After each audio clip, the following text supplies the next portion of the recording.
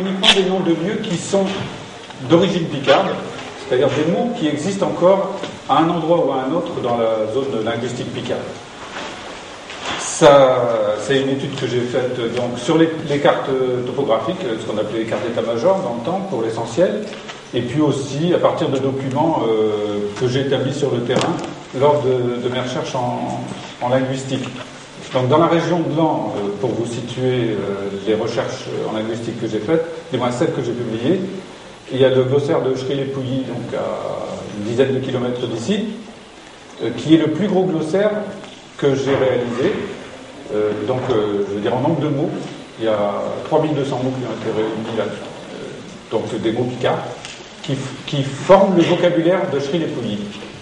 Ensuite, j'ai recueilli le vocabulaire de Chivres-en-Lannoy, où j'avais une partie de ma famille qui m'a permis donc de noter les derniers mots des tourbiers de Chivres, Pierrepont, etc.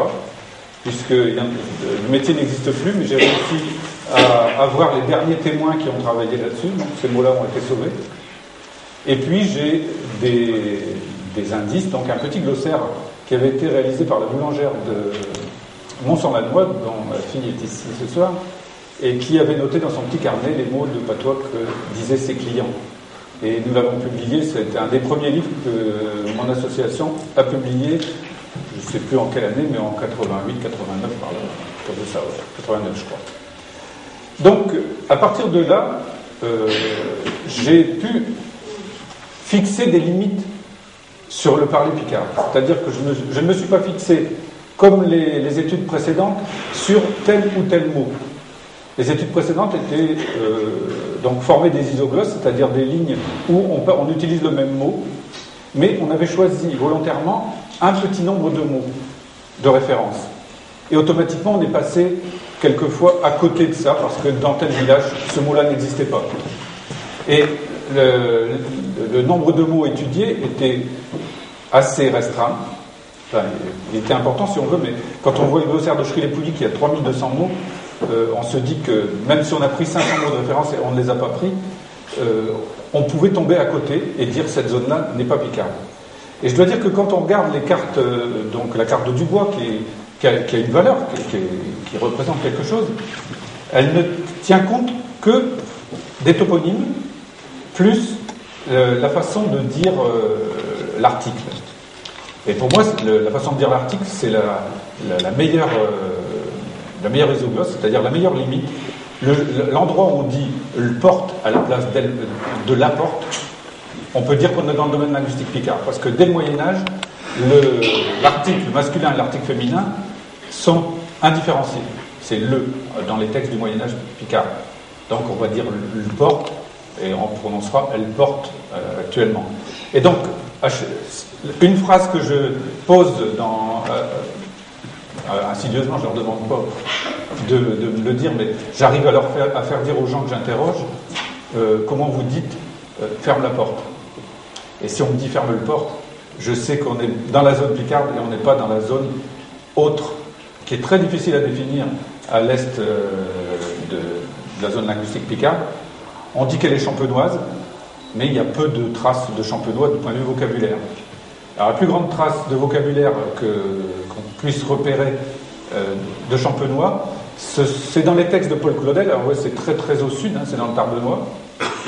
Dans les pièces de théâtre de Paul Claudel, et surtout dans l'annonce faite à Marie, Paul Claudel fait parler tous les ouvriers agricoles dans une langue qu'il appelle lui du champenois, Paul Claudel, et qui est à 80% du picard.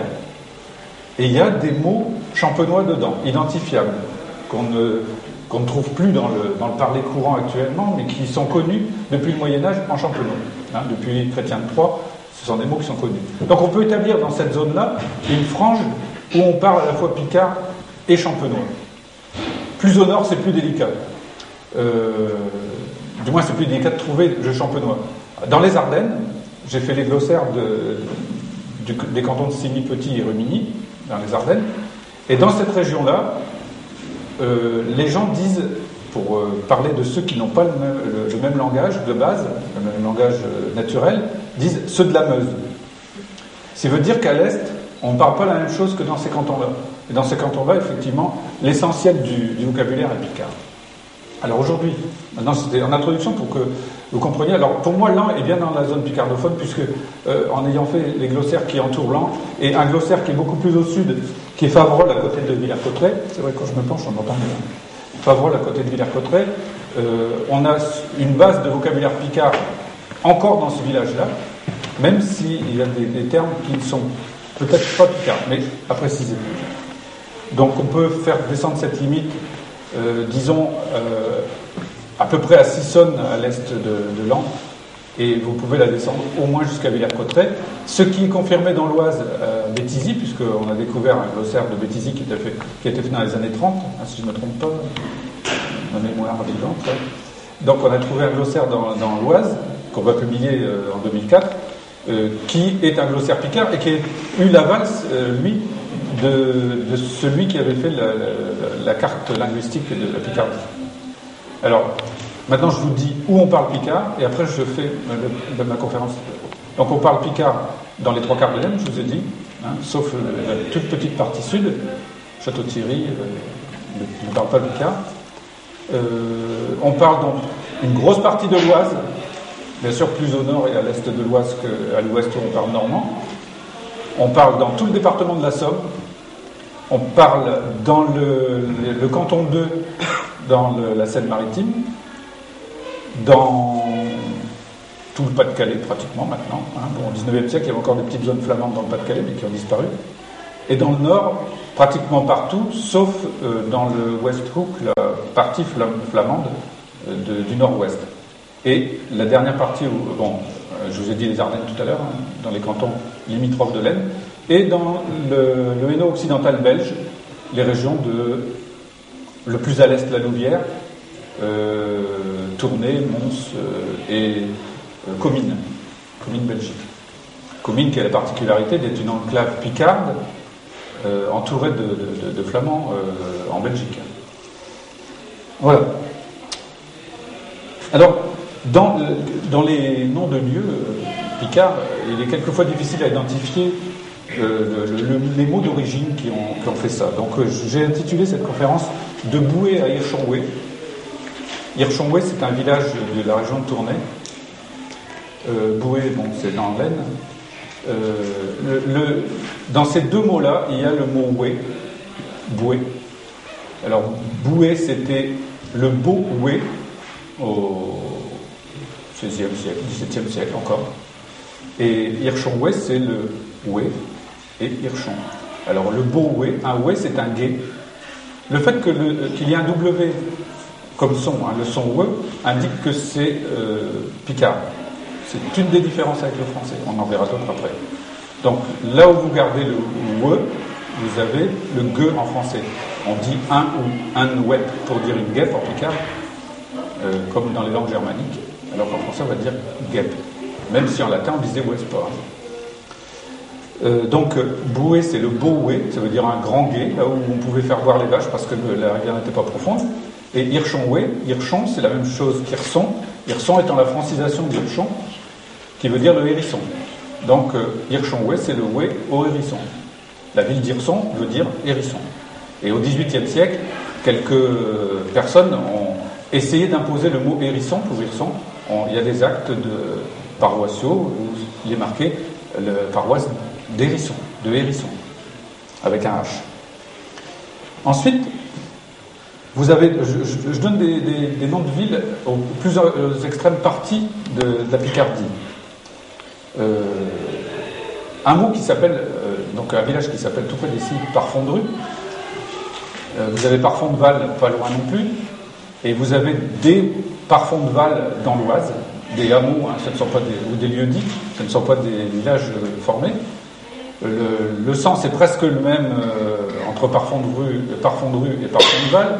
Parfond en picard veut dire profond, rue c'est le ruisseau, et Val, hein, en fait, pour ceux qui sont plus anciens, enfin moi je me souviens quand on était gosse, on ne disait jamais Parfond-de-Val, on disait Parfond-de-Vaux. Parfond-de-Vaux avec le O picard. Et c'est Val étant féminin dans ce cas-là, c'était la vallée profonde, alors que Parfond-de-Rue c'est le ruisseau profond, donc c'est la même chose. Et on trouve ce mot-là répandu dans l'Oise aussi. Alors vous avez des noms, on va le voir au fur et à mesure, donc qui ont des critères toponymiques, comme là, par fond, hein, donc c'est parce que c'est profond. Vous avez des mots qui viennent de la botanique ou des plantations. Vous avez Tillois, par exemple, qui veut la plantation de tille, qui est des tilleuls. D'où le mot tillache en picard, qui veut dire coriace. Hein, vous connaissez peut-être, on dit tillasse dans l'Aisne. La zoologie, alors tout près d'ici, à Monceau-les-Leux, donc avec les loups. Maintenant, il n'y a plus de loups, Monceau, mais il y en a encore. Puis vous avez la géologie avec Marle. Marle, le mot Marle voulant dire la marne. Alors, je voudrais, en introduction, vous faire quelques petites remarques sur ces mots-là. Parce que, donc, je vous ai dit que j'ai utilisé essentiellement les cartes au 25 millième.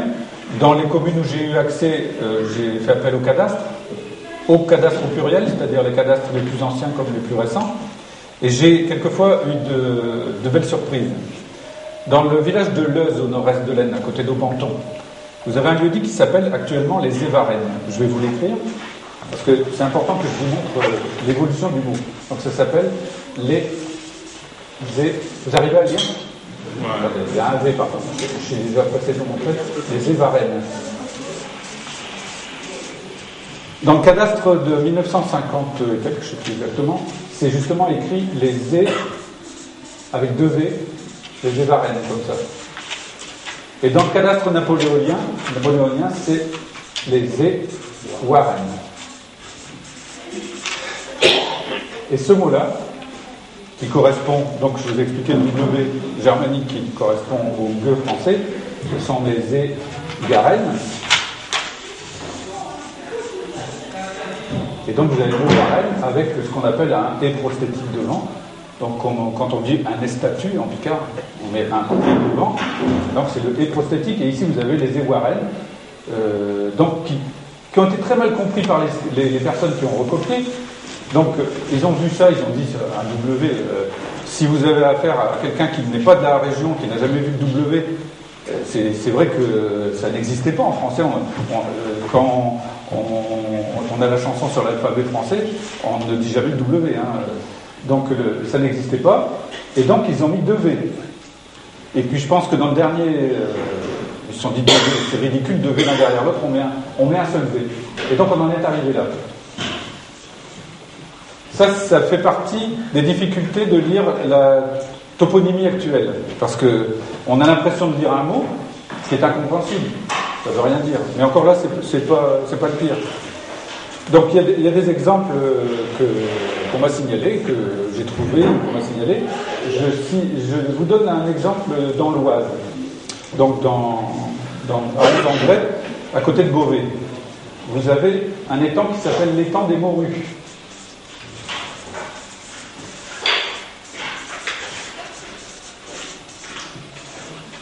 Alors, bon, la mer a certainement été là il y a quelques millions d'années, mais il ne devait pas y avoir de morue à l'époque. Et en fait, ça doit se lire l'étang des morts rues. Là où les ruisseaux se terminent et ils meurent. Vous voyez ? Dans le même cadre, vous avez à Effry, dans l'Aisne, un lieu-dit qui s'appelle le Pachy de l'Abbey. Ça s'écrit comme ça, sur la carte au 25 millième. Donc, Pachy en picard, c'est un endroit où les vaches pachent, où elles paissent. Donc, vous voyez que c'est quand même en zone picard, parce qu'avec le cheux, etc. Donc, Pachy, ça c'est très identifiable pour un picardisant. Et de l'Abbey, c'est un peu curieux. Or, ce terrain est jouxte les terrains de l'abbaye de Foigny. Et en picard, une abbaye, ça se dit une abbaye. Donc en fait, c'est les Pachys de l'Abbey. D'où le nom de famille. Les noms de famille très répandus de l'Abbey, qui s'écrivent souvent comme ça, dans l'Aisne, et dans la Somme, on les écrit avec IE, ce sont des gens qui travaillaient à l'abbaye. Ah oui, quand vous voyez ça, on ne peut pas comprendre le truc. Alors, il y en a un autre aussi. Là, je vous montre un petit peu les difficultés de comprendre les choses, sauf si on regarde les documents anciens qui, eux, puisque les gens les comprenaient encore, les ont retranscrits dans leur vrai sens. Il y a dans l'Oise aussi un endroit qui s'appelle le bras noué.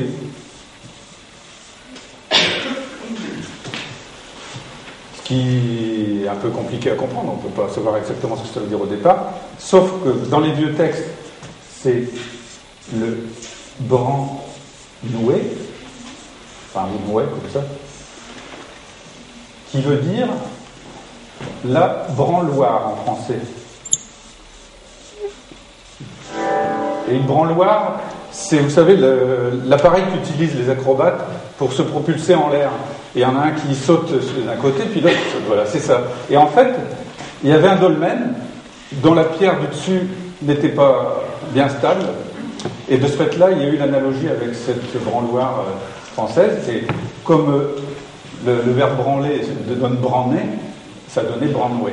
Et maintenant, le bras noué. Vous voyez ? Alors maintenant, je vais vous parler d'une expérience qui n'est pas de moi, mais qui est de Théodore Monod, qui me l'a raconté lors d'une visite à Lemay. Théodore Monod était donc dans le Sahara, et il a bien connu le Sahara, et il a repéré donc des lieux-dits qui étaient assez curieux.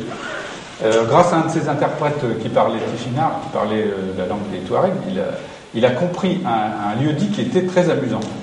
En fait, moi j'ai travaillé 9 ans en Algérie, j'ai vu comment l'interprétation des noms arabes et des noms berbères ont été mal faites par les militaires qui ont relevé les cartes d'état-major, qui avaient un indigène, comme il est marqué dans les textes, avec eux, et qui posaient la question à l'indigène, comment ça s'appelle ici?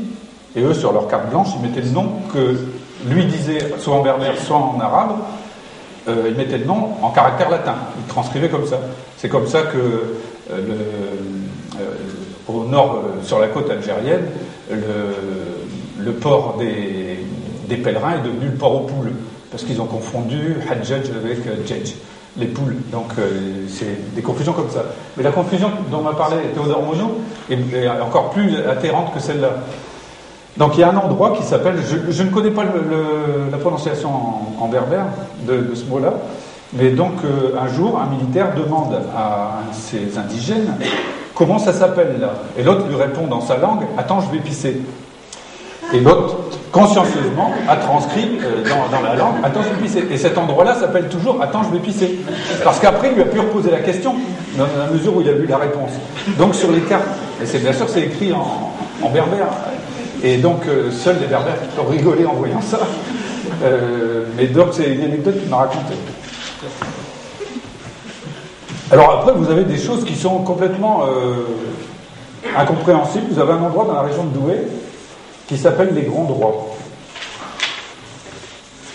Les Grands Droits, comme ça, comme le droit. Apparemment, ça ne veut rien dire, sauf quand on regarde sur des cartes plus anciennes où c'est écrit les grandes rois. Et en fait, des rois dans la toponymie, en Picard, ce sont de sortes de vallées, en fait, des dépressions allongées, hein, comme c'est un sillon, en fait, un roy, hein, on dit un roy. Ça se dit d'ailleurs pour le sillon fessier. Donc, c'est la même chose. Alors maintenant, je vais vous parler thème par thème des différents mots de la toponymie picarde qu'on va trouver. Alors, j'en avais quand même un que je voulais vous signaler parce qu'on le retrouve partout avec une faute d'orthographe. Et un ami là-bas qui pourra confirmer. À Malzy, dans l'Aisne, il y a un hameau qui s'appelle le Brûle. Et le problème, c'est que sur la carte Michelin, sur la pancarte du village, enfin du hameau, c'est marqué le Brûlé. Et il y a une méconnaissance totale du sens du mot, parce que le brûle, c'est la même chose qu'un breuil en français. Et un breuil, c'était un bois qui était entouré, donc qui était fermé. Et donc le brûle, c'était ça. Et maintenant, on dit le brûlé. Alors, aussitôt, on fait l'assimilation avec un incendie qu'il y a pu avoir à une époque. Il n'y a pas eu d'incendie. Ça n'a rien à voir. Alors, tout d'abord, on va voir les mots qui sont en rapport avec les voies de communication et la topographie. Donc, les noms qui ont un rapport avec le relief et les voies de communication. Alors, le premier, le plus courant, ce sont tous les mots avec koshi. Koché, koshi. Donc le mot est souvent écrit comme ça. Et alors il y a des orthographes tout à fait bizarres. Il est un peu francisé dans le sens de cocher, quand c'est cocher et eux, mais en général c'est cauchy. Donc je vais vous donner des exemples de laine. Si vous êtes intéressé par d'autres exemples, vous pourrez me poser des questions. J'ai oublié de vous dire, vous pouvez m'interrompre à tout moment pour me poser une question, ça ne me dérange absolument pas. Au contraire. C'est la ville natale de Pétain, Cauchy-la-Tour. Oui, dans le Pas-de-Calais. Oui, Cauchy-la-Tour, oui. C'est un des mots. Alors vous avez, dans l'Aisne, à Bergues-sur-Sambre, entre Bergues et Bouvet, si vous prenez la route du Nouvion pour aller au Cateau, vous avez un endroit, c'est marqué la croisée Cauchy. Ce qui veut dire donc le carrefour entre deux chaussées. C'est la Cauchy, c'est la chaussée, donc la grande route. Vous avez la chaussée du bois de l'Écu, c'est dans la Cauchy du bois de l'Écu, c'est dans l'Oise.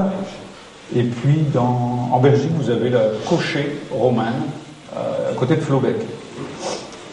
Un autre mot qui indique une route, c'est Étré. Souvent, maintenant, on prononce Estrée, parce qu'on a plus l'habitude, c'est souvent écrit Estrée d'ailleurs.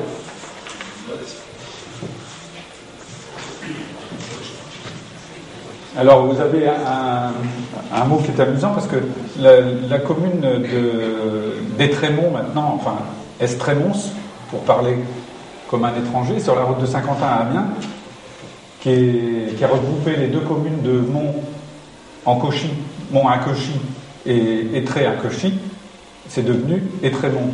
Et ce qui est amusant, c'est qu'Étré, ça veut dire la route, c'est Strata, Étré, un Cauchy, donc en chaussée. Donc c'était la route en chaussée. Donc la perte du sens des mots fait des choses assez extraordinaires de temps en temps. Alors dans le même cadre, vous avez Étré-au-Pont. Étré-au-Pont, c'est la route où il y avait deux ponts. Il y a le pont sur le Thon et le pont sur l'Oise. Et vous avez Froid-d'Étré, qui est aussi un faux ami.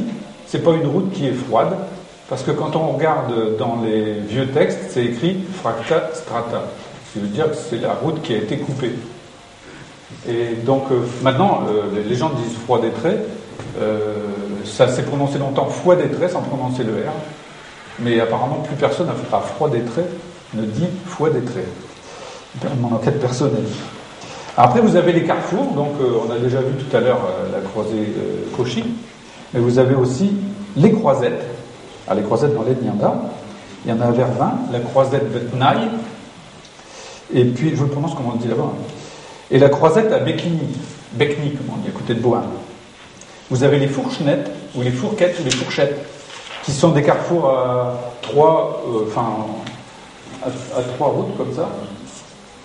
Vous en avez donc une à Autrep, donc à côté d'Étré-au-Pont. Vous en avez à Monceau-sur-Oise, la fourchenette à Monceau-sur-Oise. Dans le même style, vous avez l'infourque. Une infourque, c'est le même mot. Et puis, un mot qui est très très courant aussi dans tous les départements où on parle picard, c'est le mot pied-saint, avec des orthographes très très différentes. Pied-saint, c'est un sentier pour aller à pied. Voilà.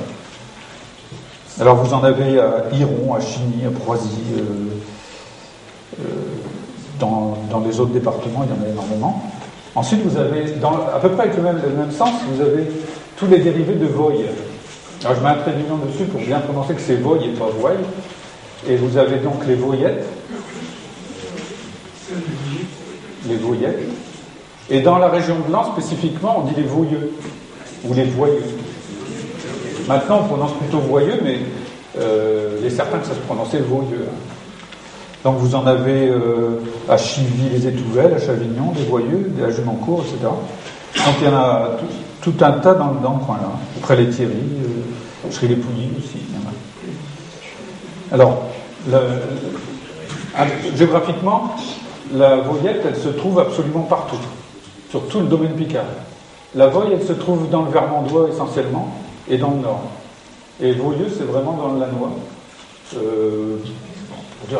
Vraiment le Grand Lannoy, un grand espace autour de Lens.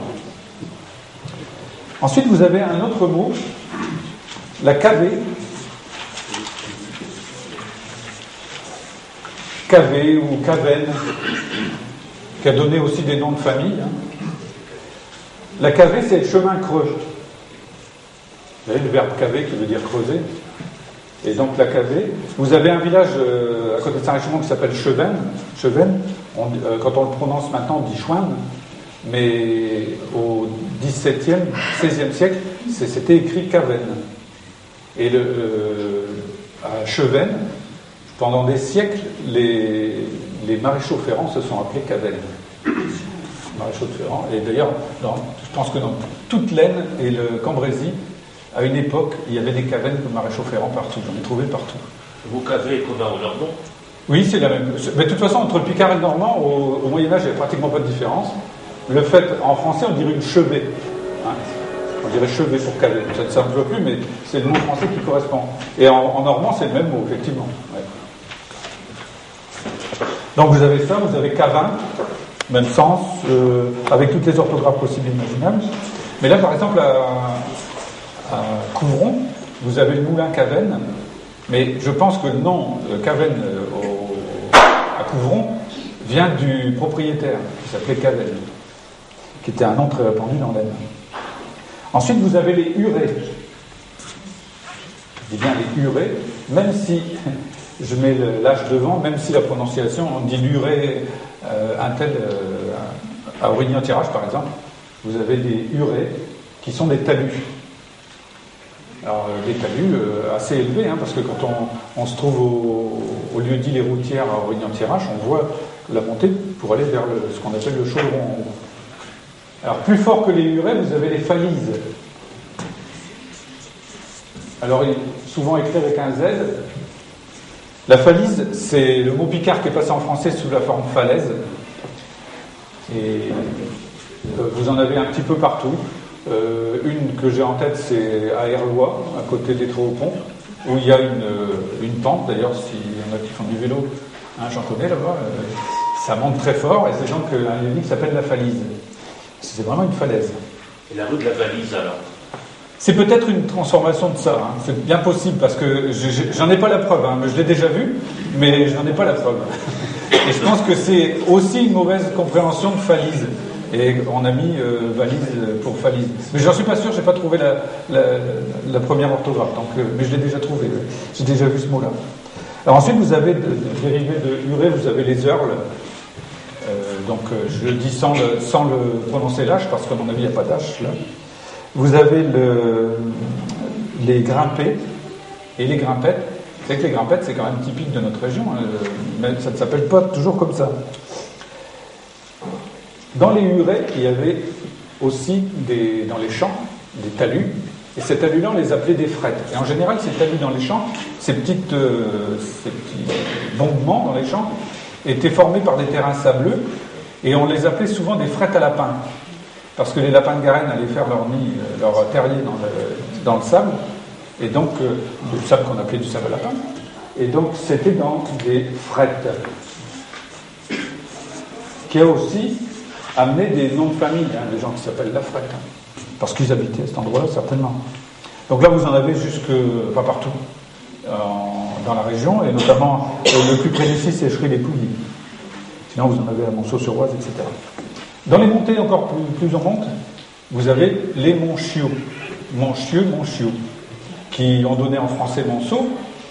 Alors il faut savoir que les noms Monceau-les-Leux, Monceau-sur-Oise, etc., dans les actes du XVIIe, XVIIIe siècle, étaient toujours marqués Montchiot, hein, avec CH. Et Monceau-les-Leux, ils ont gardé le parce qu'ils ne savaient plus ce que ça voulait dire le, mais sinon c'était Montchieux-les-Leux. Monceau-les-Leux. Et quand vous y allez, vous voyez bien que c'est une butte, Monceau-les-Leux. Il y a quand même...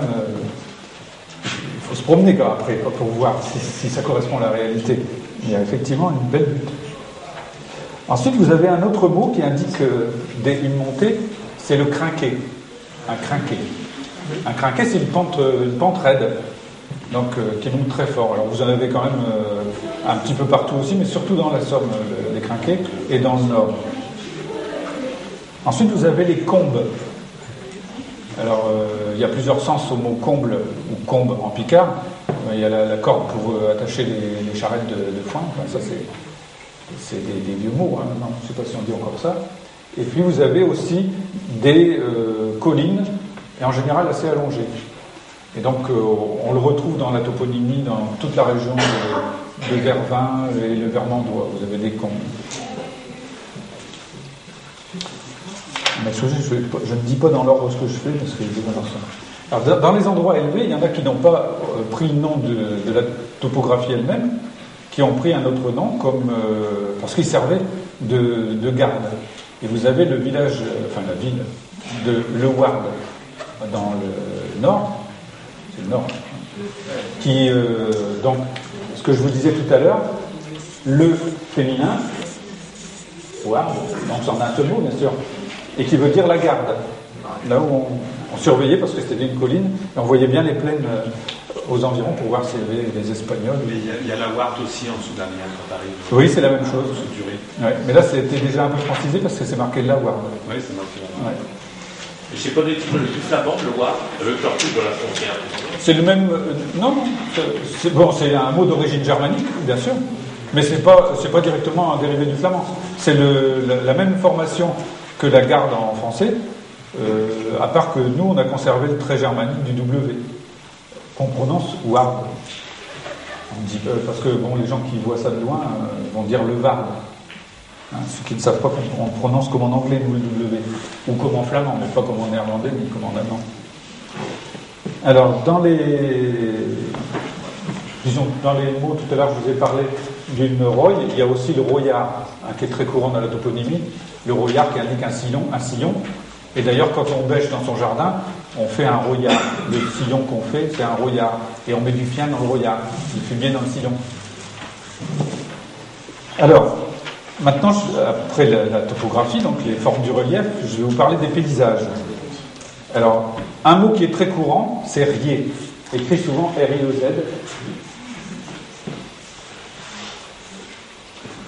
Donc, dans la zone picardophone des Ardennes, on dit des riez au féminin. On prononce le Z. Et ici, on dit des riez. Donc, les riez sont des terrains souvent crayeux, où rien ne poussait avant qu'on invente les engrais chimiques. Donc, avant, c'était des zones où poussaient des bosquets naturels et qu'on n'exploitait pas. Et poussaient même quelquefois rien du tout dessus, enfin, des buissons, des ronces, des choses comme ça. Et vous avez déjà vu ce mot-là, parce qu'on le rencontre à peu près partout, avec des orthographes un petit peu différentes, quelquefois pas du tout compris. Alors c'est quelquefois aussi, avec ce fameux E dont je vous parlais tout à l'heure, des airiers. Ça peut être les airiers. Dans le même sens, vous avez les trieux, les tris et les trieux. Quelquefois trieux. Quelquefois trieux. Alors, donc, c'est souvent écrit trieux. Alors, E ou O. Alors, O, c'est écrit n'importe comment. Ça devrait s'écrire AU, mais ça s'écrit un peu. Rieux, c'est pareil ou ce serait plus avec rue, non? Non. Rieux serait la même. Ah non, Rieux, c'est un ruisseau. Oui, justement, c'est donc. Mais Trieux, c'est n'a rien à voir. Un Trieux, c'est comme un riez. À peu près. Les variantes, on les connaît plus bien maintenant parce que tous ces terrains-là sont exploités depuis le XXe siècle, donc on ne peut plus juger de la qualité de la différence entre un riez et un trieux. Il devait y avoir une différence à l'époque qu'on ne peut plus voir maintenant dans la mesure où on a tout cultivé. Mais on sait que ce sont des terrains qui n'étaient pas cultivés, où on mettait les moutons, on mettait les ânes, des choses comme ça, les animaux qui ne sont pas exigeants. Ensuite, vous avez, donc là vous en avez beaucoup derrière dans tous les départements, vous avez une variante qu'on trouve dans la Somme et que je trouvais là, qui est les friers. Alors je n'ai jamais compris pourquoi il y avait un F qui est venu se coller devant frier, ou alors c'est un mot complètement différent qui est venu se ressembler à rier. Je ne sais pas exactement. Ensuite, vous avez les laris. Alors les laris, on en a beaucoup entendu parler lors de la construction de l'autoroute Saint-Quentin-Amiens, qui a traversé des laris. Les laris, ce sont des zones non cultivées, en général en pente, crayeuses, avec des herbes folles et toute une flore qu'on ne trouve nulle part ailleurs. Et c'est pour ça qu'il y avait eu des problèmes lors du tracé de cette autoroute-là, parce qu'on faisait disparaître beaucoup de laris où il y avait une flore qui ne se trouve pas ailleurs, et notamment une variété d'orchidées qu'on ne trouve pas beaucoup. Il y en a dans le Mont-Sainte-Hélène, dans le pays de Bray, ils sont classés justement. Oui, ils sont obligés de les classer parce que sinon ce sont des plantes qui vont disparaître dans la mesure où on peut tout cultiver maintenant pratiquement. Bon, c'était encore des zones qu'on ne pouvait pas cultiver malgré tout parce qu'il n'y avait vraiment pas d'humus, il n'y avait rien dessus. Même avec les engrais les plus puissants, on n'aurait pas réussi à faire pousser quelque chose. Mais nous, les gens du pays de Bray disent qu'à l'origine, c'était parce que maintenant ils poussent des sapins ou ils poussent toutes sortes d'arbres sur ces laris. Mais les gens du pays de Bray disent qu'à l'origine, c'était que des vallons sur lesquels bouffaient les moutons. Oui, c'est ça. Et alors, ils poussaient quelques petits arbres, c'était les genévriers, qu'on ne voit plus jamais sauvages, mais qui poussaient là-dessus. C'était les seuls arbustes qui poussaient. C'est pas vraiment les genévriers qu'on nous vend maintenant, hein, les juniperus. C'était vraiment ceux qui étaient locaux, qui servaient à faire le péquet, l'eau de vie de gin, maintenant ça s'appelle. Alors, donc ça, ce sont les terrains qui naturellement ne poussaient rien. Et ensuite, vous avez les terrains qui ont été défrichés. Alors, vous avez un mot qui, dans les derniers cadastres, n'existe plus. Alors, c'est marqué, c'était les défraîchis. Alors, à cause de la confusion du sens défraîchi en français du sens picard, maintenant, c'est toujours écrit les défrichés. Mais sur les cartes, dans la région du Nouvion, où il y avait donc une très grande forêt, qui est encore grande, mais on a beaucoup défriché, tous les lieux-dits s'appelaient les défraîchis. Et quand on voit les actes notariés du XVIIe, XVIIIe siècle, il y a même un endroit, c'est marqué le défraîchi à Fontenelle, en Tirage. Et puis maintenant, c'est le défriché. On va regarder sur les cartes, ça s'appelle le défriché maintenant. Donc, comme quoi on perd beaucoup en compréhension de la toponymie par la transcription, par des gens qui sont, bon, pas compétents pour le faire, mais enfin, disons qu'on ne peut pas non plus n'avoir que des gens qui savent toutes les langues. Hein. Alors ensuite, vous avez les SAR, ce n'est pas un mot typiquement picard. Hein. En français, vous avez, justement, avec les prosthétiques, vous avez les essarts. Mais disons que ce mot-là vient quand même de chez nous. Bon, il a été transplanté jusque dans la région parisienne. Mais ce sont les terrains qu'on a essartés, hein, donc où on a enlevé les arbres pour en faire des terrains cultivables. Mais le mot sard est ardennais. Il est aussi ardennais. J'ai dit, il n'est pas spécifique au Picard. À Couvain, il y a le pays des Riais et des Sards, et dans la partie picarde, c'est les Érillais et les Essards. Oui, c'est souvent comme ça, parce que on met toujours des lieux prosthétiques en Picard, et spécialement dans ces mots-là, je dirais. Comme eux, on leur mord les Essards. Oui, c'est ça. Mais dans la région parisienne aussi, hein, il y a les Essarts-le-Roi, il y a des choses comme ça. Une chose que je n'ai pas dit tout à l'heure, mais dans les mots picards, il y a une formation qui est typique à repérer aussi. Je viens de le dire, là, parce que en fait, je l'ai dit en français. Mais si vous mettez le sarche, ça existe. Hein. Donc je vous le mets, pêcheux. Ça veut dire le terrain, les sartais qui appartenaient à M. Pêcheux. C'est une formation typiquement picarde. Dès le Moyen-Âge, en picard, on n'a pas la particule 2 entre l'objet possédé et le possesseur. Hein, donc, et c'est resté en français uniquement dans les noms de rues, les noms de places. On dit la place, non, les noms de places à la limite, hein, les noms de rues. On dira la rue Leclerc, la rue Lenoir, mais en fait, ça devrait être la rue de Leclerc ou la rue de Lenoir. Et on ne le dit pas quand on met du général Leclerc, par exemple, on va mettre du. Alors qu'en Picard, on ne mettra pas, on mettra la rue général Leclerc. Parce que c'est le possesseur qui l'a. Et je donne un exemple, quelquefois, on peut dire, on va prendre un prénom picard typique, on va dire la dentelle de Eulalie. La dentelle de Eulalie, ça va se dire dentelle Lali. Parce que ça lui appartient. Mais si c'était elle qui l'avait fabriqué, on dirait le tintel et de Lali. Donc on fait la différence entre les deux, alors qu'en français on ne fera pas de différence, on dira la dentelle de Lali, qu'elle l'ait fabriquée ou que ce soit sa propriété. En picard, il y aura la différence entre les deux. Alors donc vous avez toutes les variantes de sards, hein, les sartiaux, les sards, etc. Ensuite vous avez même le sartais aussi. Vous avez les terrains qui s'appellent les watines.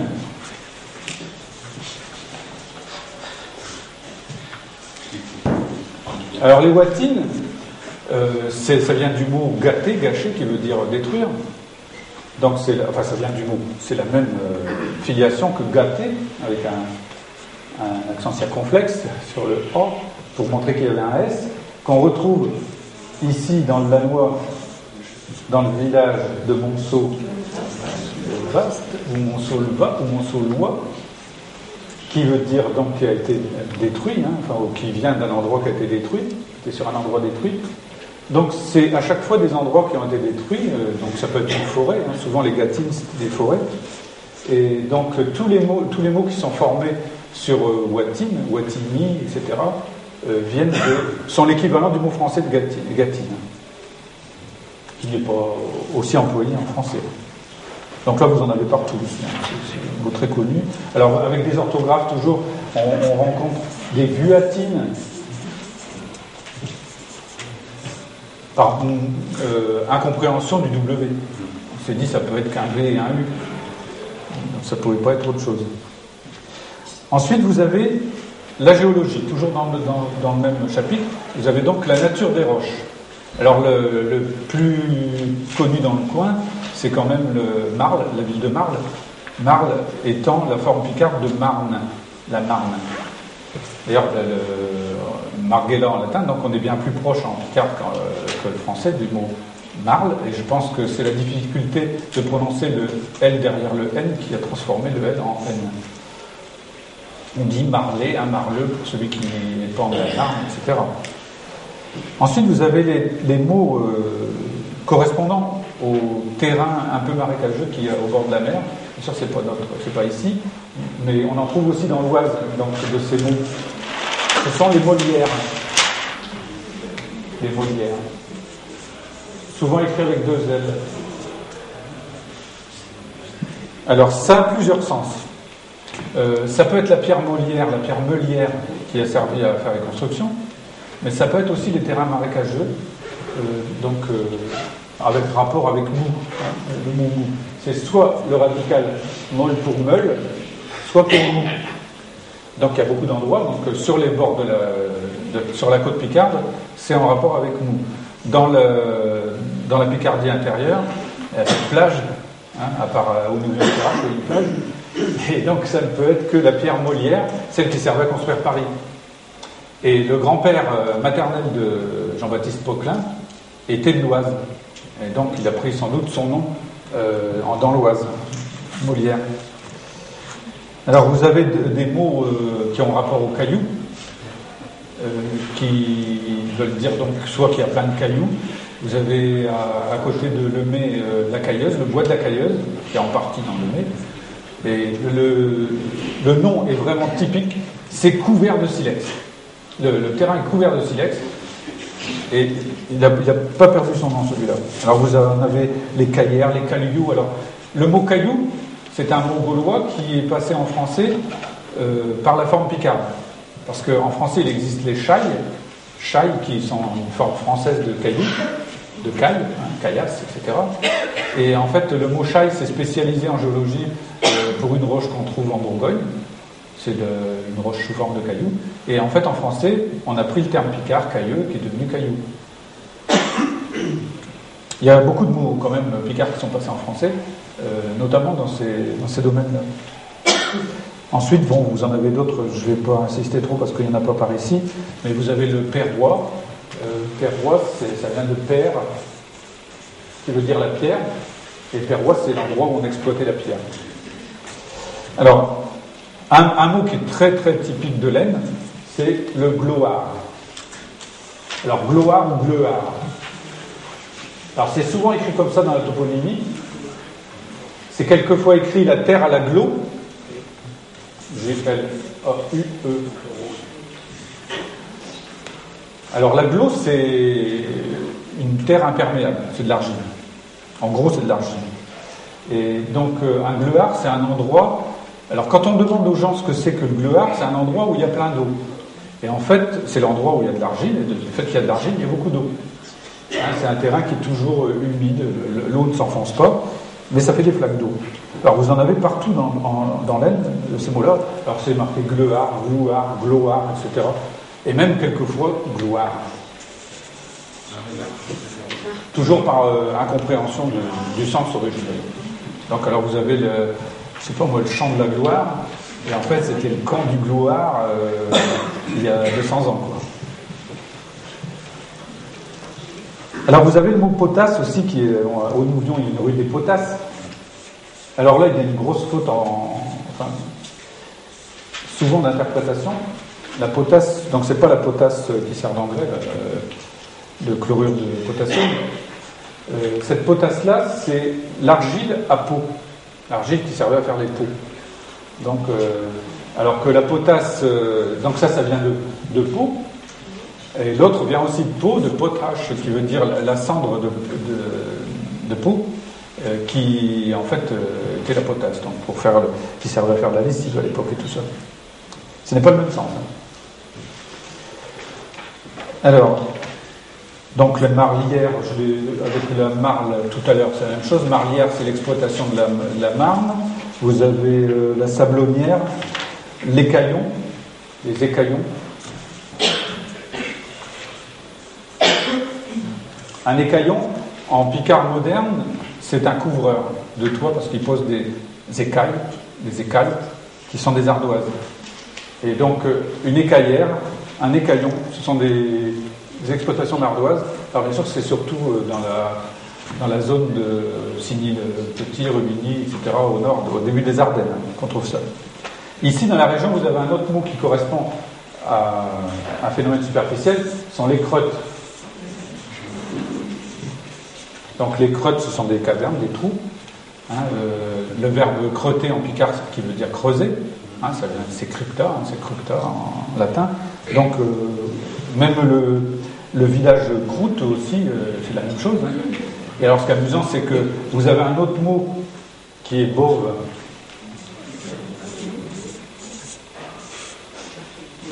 Beauve qui a tout un tas de dérivés. Donc dans l'Aisne, on dira plutôt beauve, Beauvette à Saint-Michel, il y a la Beauvette à Saint-Michel. Alors ça a plusieurs sens. Ça peut être soit un trou, je parle pour l'Aisne pour l'instant, ça peut être un trou, donc un peu comme les creutes, soit des galeries, comment on appelle ça, des cavernes, soit dans la terre, mais ça peut être aussi une trouée dans une forêt, dans une haie, une bourrette, et c'est aussi une lucarne sur un toit, des choses comme ça. C'est le même mot en fait, mais quand il est sans diminutif, il reste souvent avec le V, beauve, et avec un diminutif, il devient souvent boët. Donc c'est un W en fait qui devrait y avoir là. Enfin bon, comme il se prononcerait pas ouë, donc on met un V. Vous avez à Fourdrin, vous avez un endroit aussi qui s'appelle Beauvette, là pas loin d'ici.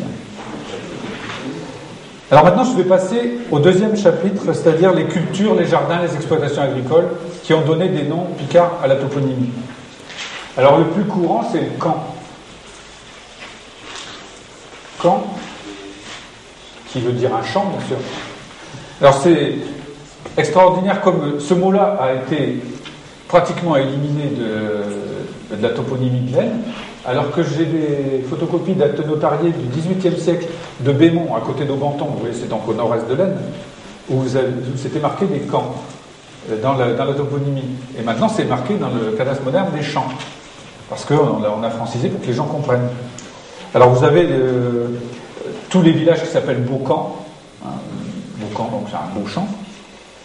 À côté de Mons, vous avez un village où on trouve plein de silex taillés, qui s'appelle Spienne, et on trouve ces silex taillés dans un terrain qui s'appelle le camp à cailloux. Donc les gens trouvaient que c'était un camp intéressant quand même. Alors, il y a un endroit aussi dans le Hainaut belge, entre Tournai et Mons, qui s'appelle Quevaucamp. Quevaux étant chevaux, cheval, le champ des chevaux. Alors, vous avez ensuite les mots qui sont couture, couturail, etc. C'est des dérivés de couture. Vous avez Rélicant également. Donc, oui. Je ne peux pas tout citer, il y en a beaucoup. Ouais. Tous ces mots-là, effectivement. Alors, quelquefois, ils ont un nom propre associé, quelquefois, ils ont une explication de ce qu'on fait pousser dedans. Le mot couture, qui en fait est le mot culture. Donc, les coutures, ce sont les cultures, les endroits où c'était pas laissé en prairie, mais c'était en culture. Donc, vous avez les couturels. Alors, tous ces mots-là, donc vous avez les courtis. Courti, Corti, etc., avec toutes les orthographes possibles et imaginables, avec quelquefois un L derrière, comme dans fusil, etc. Mais qui se dit toujours en picard Courti, il ne prononce jamais le L, contrairement à Persil, où on dira, alors qu'en français on ne doit pas le dire.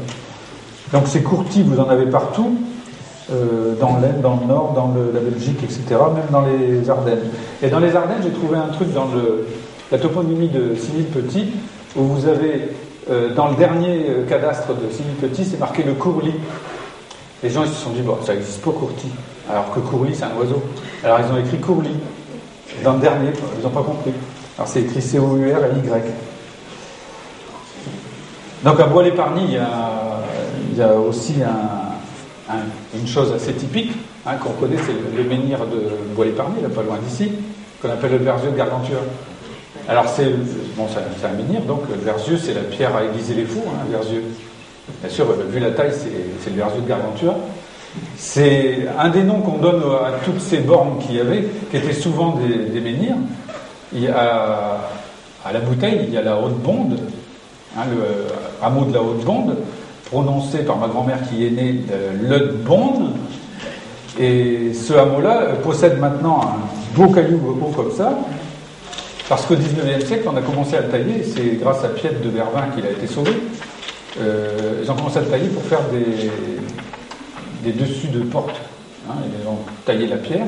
Et donc la Haute-Bonde est devenue un tout petit caillou comme ça. Alors pour ceux qui sont très curieux, avant d'arriver à la Bouteille, c'est à peu près où ils ont mis la pancarte maintenant, là, sur le haut du talus, on a placé, quand on a refait la route, cette petite bonde, qui est une petite borne. Une bonde, c'est une borne. Et on la voit à peine. On la voit à peine, surtout quand ils n'ont pas fauché l'herbe, on la voit plus. Oui, elle est comme ça. Elle est comme ça maintenant. Oui. Puis elle est bien taillée maintenant. Oui. Forcément. Mais avec la route qui va tellement vite, on ne peut pas s'arrêter. Mais maintenant, ils ont mis la pancarte de la Bouteille, donc on doit rouler à 50. Et ils vont mettre des argosiennes, on pourra rouler moins vite. Alors, vous avez des adjectifs qui qualifient les terres, pour savoir si elles sont douces ou dures, c'est-à-dire si c'est de l'argile ou du sable. Et vous avez un endroit qui s'appelle les terre-terres. Terre-terre, qui vient du picard terre, qui veut dire tendre. Donc les terre-terres. Alors c'est en un seul mot. C'est écrit terre-terre, pensant peut-être que c'était tartare, je sais pas. Et puis vous avez le mot qui qualifie les terres qui sont lourdes, les terres mordianes, et vous avez les mordianes à Audigny, à côté de Guise. Ensuite, vous avez des mots qui ne sont pas très très fréquents ici, tous les mots qui concernent les marais et qui s'appellent les Warechés, Warechés, Wareké, Waresté, etc., qu'on trouve dans le Cambrésis, dans le Douaisis et dans le Pas-de-Calais. Ici, on a les mots dans l'Aisne, c'est Pachy, Pâti et Pâture, pour dire donc les terrains où paissent les vaches. La troisième partie, donc je vais parler tout à l'heure du Pachy de l'habit, où il y avait la confusion entre habit les vêtements et puis habit l'abbaye. Alors maintenant, on va passer aux constructions et activités humaines, et le lien n'est pas fait par hasard. Vous avez, donc tout à l'heure, je vous ai parlé d'habit, et vous avez quelquefois des mots dans la toponymie qui paraissent ressembler à rien. Vous avez la Biette, un endroit qui s'appelle la Biette. Et en fait, il faut le lire, la Biette, la petite abbaye. Alors qu'en picard, la Biette, ça voudrait dire l'animal, la bête. Et ça n'a pas de sens. Alors vous avez à Gauchy c'est écrit la Biette comme ça. Voilà, avec un seul B. En revanche, à Carvin, c'est écrit en deux mots. Toujours par incompréhension. Alors donc les moines construisaient des abbayes, des abiettes, et ils ont construit aussi des capelles, des chapelles. Donc des capelles. Alors en picard actuel, une capelle, c'est pas seulement une chapelle, c'est aussi un bistrot. Et il y a des gens qui vont à la capelle, mais pas à la même chapelle. À Dunkerque, on dit aussi faire chapelle. Faire chapelle. Le jour du carnaval, tu ouvres ta maison à la bande pour venir boire. Ah oui, pour venir boire, voilà. Ouais, on imite les bistrots. Voilà. Alors ensuite, vous avez tous les mots avec mais. Alors souvent, soit MEZ, soit METZ. me souviens l'année dernière à la télévision, un journaliste qui demandait à Maxime Gremetz, qu'on doit dire Grémet, d'où venait son nom aussi bizarre. Il a dit c'est un nom picard. Alors, j'étais quand même content qu'il ait dit que ce soit un nom picard, parce que mais en fait, c'est la maison. Alors, j'ai eu une élève au lycée d'Hirson dans le temps qui s'appelait comme ça, Ouatremé, et qui, du fait de la terminaison EZ, disait qu'elle était d'origine espagnole. Et j'ai eu du mal à lui faire comprendre que le W était difficilement acceptable en espagnol, mais malgré tout, bon, ça c'est une légende qui court que les mots qu'on trouve dans la région qui se terminent par EZ sont des mots d'origine espagnole, à part les Sanchez, Martinez et tout ça, je pense qu'on n'a pas beaucoup de mots espagnols.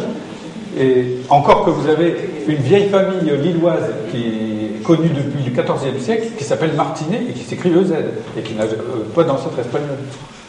Et donc, Ouatremé, ça veut dire la maison, on a vu Ouaté tout à l'heure. Gâté, démoli, donc c'est la maison démolie. Voilà. Alors, un mot qui paraît incompréhensible, mais finalement il devient compréhensible. Quelquefois, il y a même Ouatremé, ça va faire comme ça. Vous avez des villages qui s'appellent Baumé. Alors, Baumé, à côté d'Hirson, ça s'écrit B-E-A-U-M-E, mais ça s'est écrit Baumé avec TZ à une époque. Hein. Et avec Gramène, ça veut dire quoi, Jean-Marie De quoi? Gramène, ça veut dire quoi? C'est pas peut-être la maison en grès, mais j'en suis pas sûr. Ouais. Je n'ai pas trouvé d'indication là-dessus. Ou la maison d'un monsieur qui s'appelle Gros. Alors vous avez quelques villages qui, je vous les donne pour l'anecdote parce que les noms sont intéressants, qui s'appellent, ce sont souvent des hameaux. Alors je vous donne l'orthographe la plus courante, le Huiquet. Alors c'est surtout dans le nord, hein. Le Huiquet.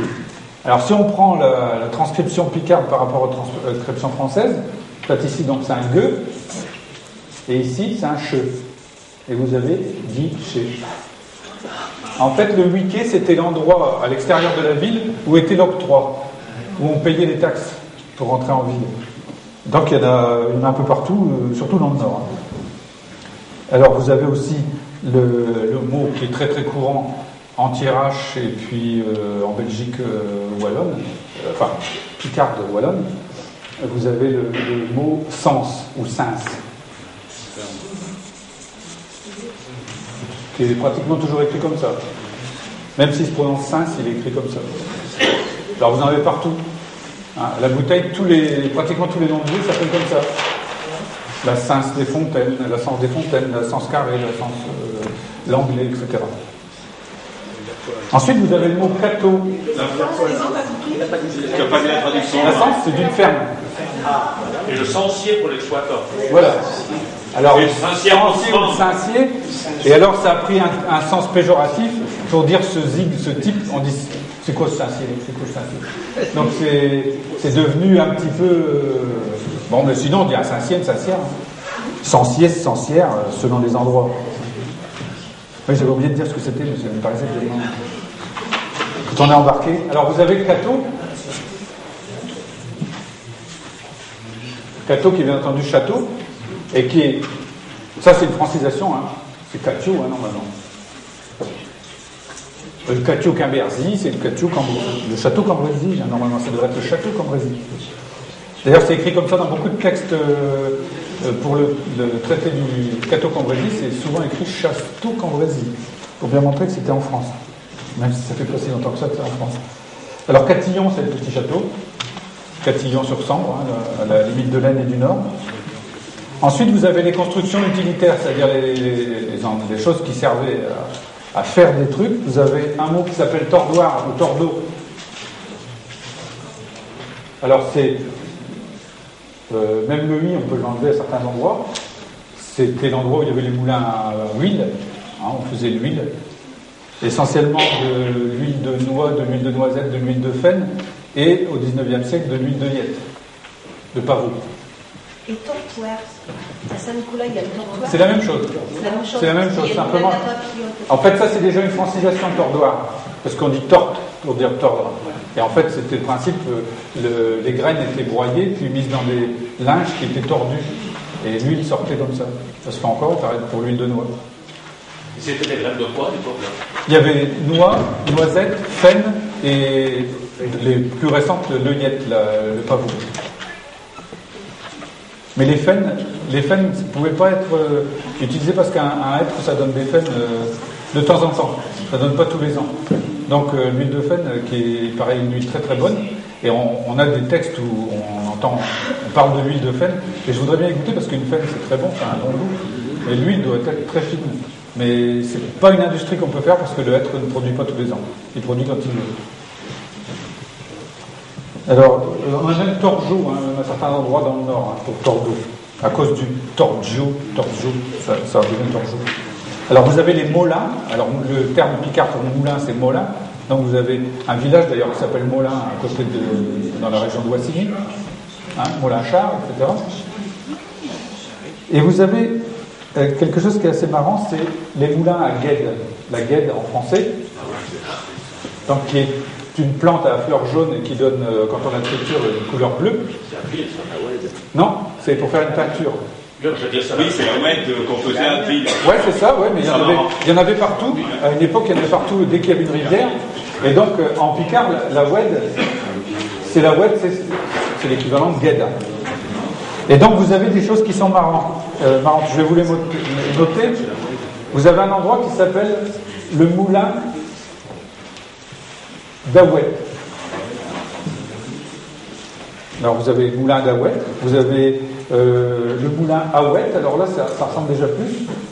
C'est à cause de la prononciation du D, enfin. C'est comme dans les langues germaniques, en néerlandais, en allemand, et puis même dans la langue slave, on prononce la dernière lettre dure, donc ça devient Ouet.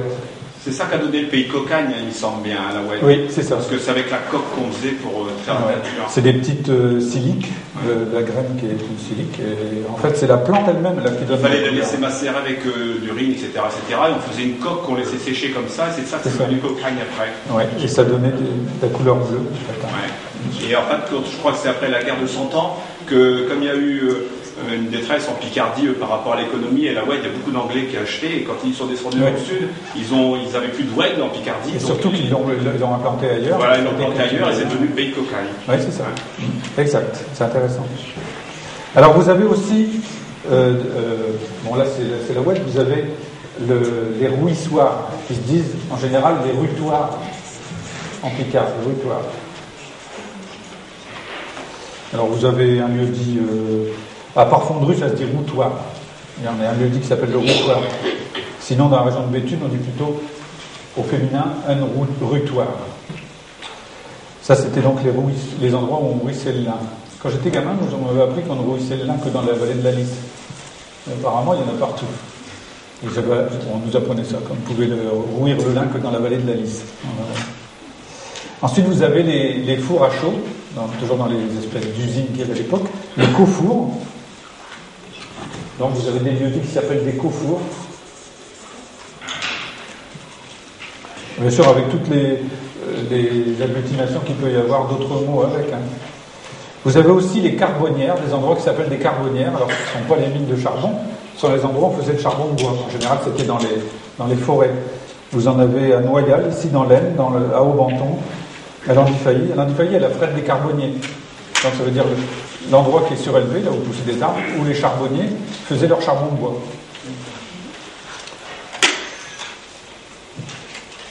J'ai encore combien de temps 10 minutes. Et Jean-Marie, tu as parlé de Poquelin. Excuse-moi, j'y repense. Poquelin, tu as parlé tout à l'heure. Je crois que c'est pas un mot d'origine picarde aussi. Poquelin, c'était pas poc. Et puis. Non, ça peut être un diminutif de poc, qui veut dire une poche ou une petite poche. Petite poche, c'est possible. Là, je suis pas sûr. Non. Donc, je vais parler maintenant des voies d'eau, mais assez rapidement, parce que sinon, je n'arriverai pas jusqu'au bout. Donc, on va parler des rios, avec toujours des incompréhensions totales pour certains trucs. Alors, dans les mots pour les cours d'eau, il y a rue, qui se trouve en français, rio et rieux. Alors, il y a un lieu-dit à Saint-Michel en tirage qui s'appelle le Mont-Torieux. Comme ça. Ça s'écrit comme ça. Et les gens du cru pensent que c'est le mont Torieux pour le taureau. Et en fait, c'est le mont Aurieux. Parce qu'il y a plein de ruisseaux qui descendent de ce mont-là. Voilà. Et c'est parce qu'on le trouve écrit comme ça dans les anciens documents qu'on peut le dire, sinon on ne pourrait pas le dire. Alors vous avez Grand-Rieux, tout un tas de villages, Bourrieux, etc. Alors vous avez aussi des endroits pour dire des petites sources, des pichelottes, pislottes. On en avait partout aussi, pour signaler des sources. Alors je vais m'intéresser seulement aux choses de laine. Quand vous aviez des cours d'eau, vous avez automatiquement, pour passer, comme on dit, pas de l'Aillot, au-delà de l'eau, il y avait des petits ponts qui étaient toujours faits d'une planche à l'époque. On appelait ça le planc. Et vous avez ça, par exemple, à Vérancourt. Il y a un endroit qui s'appelle le planc, qui était pour passer sur un petit ruisseau. Et donc, je vous ai parlé tout à l'heure, j'en reparle pas, du Mouet, l'endroit qui voulait dire le gué, mais il y a beaucoup d'endroits qui se passent comme ça. Alors, je passe directement aux arts et aux plans, pour aller plus vite. Alors, dans les mots les plus intéressants, vous avez gobier ou goquier, qui désigne le noyer, d'où le nom de famille du gobier, qui veut dire du noyer, ou gobier même tout seul. Vous avez les Ken, le village Aubigny au Ken, à côté de Saint-Quentin, enfin pas loin de Saint-Quentin, qui veut dire Aubigny aux chênes, les chênes. Alors vous avez énormément de variantes. Vous avez les ânes, qui sont les aulnes, et vous avez Anois. Alors dans les variantes danois, vous avez Anor, etc. Vous avez Lannoy comme nom de lieu. Et je ne sais pas si vous avez déjà remarqué, mais donc il y a plusieurs villages qui s'appellent comme ça. Mais Franklin Delano Roosevelt, Delano, c'est parce que ses ancêtres étaient de Lannoy dans le nord, et les enfants portaient toujours le nom de ce village-là, de Lannoy, parce qu'on dit de l'anneau là-bas. Et donc c'est pour ça qu'il avait ça dans son prénom. Alors ensuite, vous avez tout ce qui a rapport avec les ceux ou les sauts, qui sont les sols. Vous avez les ceux-sois, les sauts-sois. Il y a des gens qui s'appellent comme ça aussi. Tout ce qui a rapport avec les bouleaux, qui se disent des boules, des bouilles. Alors vous avez des endroits qui s'appellent la bouilloire, qui n'a rien à voir avec une bouilloire, mais qui est un endroit planté de bouleaux. Et tout ce qui a avec faux ou feu, qui est le hêtre. Alors il y a un endroit à Proisy qui s'appelle le faux bâton. Alors on se dit, tiens, c'est quoi un faux bâton? En fait, c'est un hêtre qui était tout fin, donc il était comme un bâton. C'est le faux qui était comme un bâton. Vous avez les plaines avec la Plénois en Glancourt. La fosse aux méliers, les méliers, c'est Mespilus en latin. C'est le néflier. En Thiéraché, on dit mêle-toi de tes mêles pour dire mêle-toi de tes oignons. Je trouve que c'est quand même une belle expression, mêle-toi de tes mêles, ça veut dire mêle-toi de tes nèfles. Et donc, je trouve que c'est quand même... à la bouteille, on dit ça. Alors, je passe sur toutes les plantations d'arbres, enfin, les frénois quand même, pour les frênes, mais ça ressemble aux français freinés. Tillois, je vous l'ai dit tout à l'heure. Alors, Corrois. Corrois, ça vient du cœur. Alors qu'on écrit souvent corps, qui est noisetier, coudrier en français. Donc, vous avez le Val d'Accord à côté de Bray-en-Thiérache, je ne sais plus encore, il y avait tous les gens qui s'appellent du Corrois, etc. C'est le noisetier, non? C'est le noisetier, le coudrier de noisetier. Ensuite, vous avez les noms des bois. Alors, vous avez les bosquets, les endroits qui s'appellent bosquets, c'est donc les bosquets. Le mot bosquet est un mot picard. À ce propos, bouche, le nom de bouche, c'est un bûchon, un bûche, c'est un buisson, le nom du président américain. La cloperie. La cloperie, c'est quelque chose qu'on rencontre un peu partout. C'était une pièce de bois qui était réservée au bois de chauffage. Et ma maison est sur un endroit qui s'appelle le bout du bois de la cloperie. C'est le lieu-dit de l'évasion de Léon Daudet. La cloperie? Oui. Je ne sais pas si ça a le même sens là-bas, je ne sais pas. Non, la frontière de d'Hirson, lorsqu'il s'est évadé sa prison. Oui, il y en a beaucoup dans le coin d'Hirson. Normalement, dans chaque village, il y avait une cloperie où on faisait le bois de chauffage pour les gens. Donc, à Lemay, c'est maintenant à l'emplacement où il y a la mairie, au centre du village. Ensuite, vous avez les fruchelles ou les fluquières, etc., qui indiquent les endroits avec les fougères. Vous avez un endroit qui s'appelle les fruchelles à Vervins. La Houssoie, hein, donc à côté d'Amiens, c'est là où il y avait du hou. Vous avez Sons et Ronchères, je prononce bien Sons et Ronchères, parce qu'on m'a fait remarquer qu'il fallait pas dire Sons et Ronchères. Ronchères, c'est l'endroit où il y avait des ronces. Donc, vous avez Jonqueuse sur la route de Guise à Saint-Quentin, où vous avez, donc c'était au départ un terrain couvert de joncs, donc sans doute un peu comme Rozoy où c'était des roseaux. Et je vais passer aux animaux. Donc le nom d'animal le plus fréquent qu'on trouve dans la toponymie picarde, c'est le leu. Hein, de Pisseleu à Montsolé-le, au Bédé-le, etc. Sauve-le, au Lepindu. Il y a un endroit qui s'appelle le Lepindu. Alors vous avez le hérisson, ensuite, avec Hirschonway, je vous l'ai dit, hérisson tout à l'heure. Il y a le hier aussi, tu sais, à côté de Savigny. Il y a, oui, le hier, c'est la ferme de Le Hier, c'est une ouvrie en français. Une ouvrie en français, oui. La tassonnière à Carvin. Un tasson en picard, c'est un blaireau. Tassonnière, c'est donc là où il vivait. Alors, donc, tout à l'heure, je vous ai parlé du Quévaucan. Vous avez la haie et Quiverlès. Ça, c'est un mot intéressant à côté d'Inouvion. Alors, ça s'écrit comme ça. La haie, une haie, hein, et Quiverlès. En fait, c'est toujours un et prosthétique, hein, donc on l'enlève. Quiver, c'est Quièvre. Donc c'est une chèvre. C'est un des mots pour la chèvre. Et laisse, donc c'est l'endroit où on laissait paître les chèvres. Et c'est écrit en 3 mots dans les vieux textes. Et c'est comme ça qu'on peut le comprendre. Sinon on ne peut plus comprendre maintenant ce que ça veut dire. Je voulais vous poser une question. Oui. Illusion, on l'entend beaucoup, vous venez d'en parler. Oui. Ça signifie. Alors ça, c'est pas un nom picard, hein, ça existait, c'est un nom latin. Donc c'est la nouvelle ville, hein, c'est le nouvel endroit qu'on a construit. Mais c'est pas un nom. Moi, je me suis tenu au nom picard qui existe encore, qu'on trouve dans la toponymie. Mais Nouvion, oui, c'est les Romains qui ont amené ce nom-là, les Gallo-Romains. Et le son de Son et Ronchères, c'est quoi le son? Ben, je veux dire, je ne sais pas. Je me suis plongé dessus, mais je pense que ça n'a rien à voir avec un mot picard non plus.